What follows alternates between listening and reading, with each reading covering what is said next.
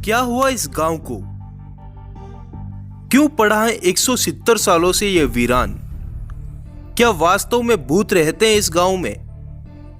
दोस्तों, हमारे देश भारत के कई शहर अपने दामन में कई रहस्यमयी घटनाओं को समेटे हुए हैं। ऐसी ही एक घटना है राजस्थान के जैसलमेर जिले के कुलधरा गांव की। यह गांव पिछले 170 सालों से वीरान पड़ा है।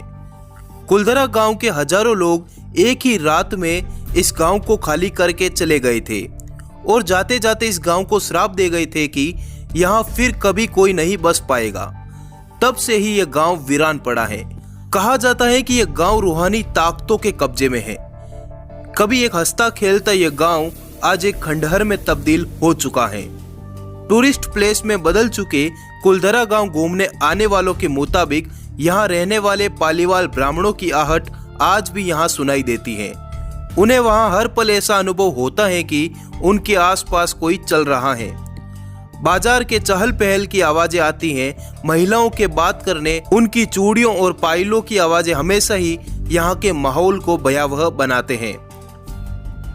प्रशासन ने इस गांव की सरहद पर एक फाटक बनवा दिया है, जिसके पार दिन में तो सैलानी घूमने आते हैं, लेकिन रात में इस फाटक को पार करने की हिम्मत कोई नहीं करता है। कुलधरा गांव जैसलमेर से लगभग 18 किलोमीटर की दूरी पर स्थित है। उस काल में यहाँ पालीवाल समुदाय के 84 गांव थे और यह कुलधरा उन्हीं में से एक गांव था। पालीवाल ब्राह्मण मूलतः पाली से रोजगार की तलाश में रेगिस्तान के इस इलाके की तरफ बढ़े।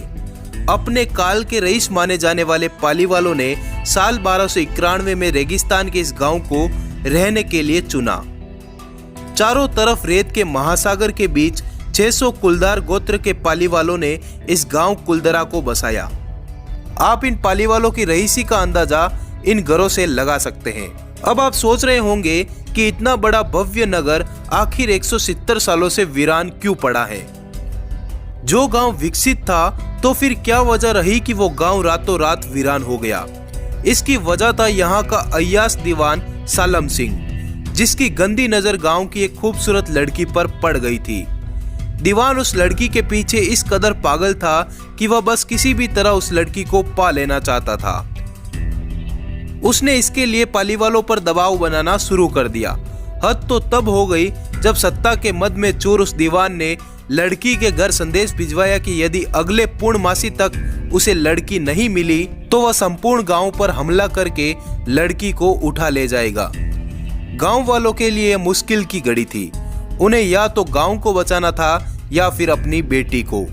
इस विषय पर निर्णय लेने के लिए सभी 84 गांव वाले एक ही रात में गांव के मंदिर पर इकट्ठा हो गए और पंचायतों ने फैसला किया कि कुछ भी हो जाए, अपनी लड़की उस दीवान को नहीं देंगे। फिर क्या था, गांव वालों ने गांव खाली करने का निर्णय कर लिया और रातों रात सभी 84 गांव आंखों से ओझल हो गए। जाते जाते उन्होंने श्राप दिया कि आज के बाद इन घरों में कोई नहीं बस पाएगा। आज भी इस गांव की हालत वैसी ही है जैसी उस रात थी जब लोग इसे छोड़कर चले गए थे। पालीवाल ब्राह्मणों के श्राप का असर यहाँ आज भी देखा जा सकता है। जैसलमेर के स्थानीय निवासियों की माने तो कुछ परिवारों ने इस जगह पर बसने की कोशिश भी की थी, लेकिन वह कभी सफल नहीं हो सके। स्थानीय लोगों का तो यहाँ तक कहना है कि कुछ परिवार ऐसे भी हैं जो वहां गए जरूर थे, लेकिन कभी लौटकर वापस नहीं आए। उनका क्या हुआ, वे कहां गए, कोई नहीं जानता। मई 2013 में दिल्ली से आई भूत प्रेत व आत्माओं पर रिसर्च करने वाली पैरानॉर्मल सोसाइटी की टीम ने कुलधरा गांव में रात बिताई। टीम ने माना कि यहाँ कुछ न कुछ असामान्य तो जरूर है। टीम के एक सदस्य ने बताया कि विजिट के दौरान रात में कई बार मैंने महसूस किया कि किसी ने मेरे कंधे पर हाथ रखा। जब मैंने पीछे मुड़कर देखा तो वहां कोई नहीं था। पैरानॉर्मल सोसाइटी के उपाध्यक्ष अंशुल शर्मा बताते हैं कि हमारे पास एक डिवाइस है जिसका नाम है गोस्ट बॉक्स।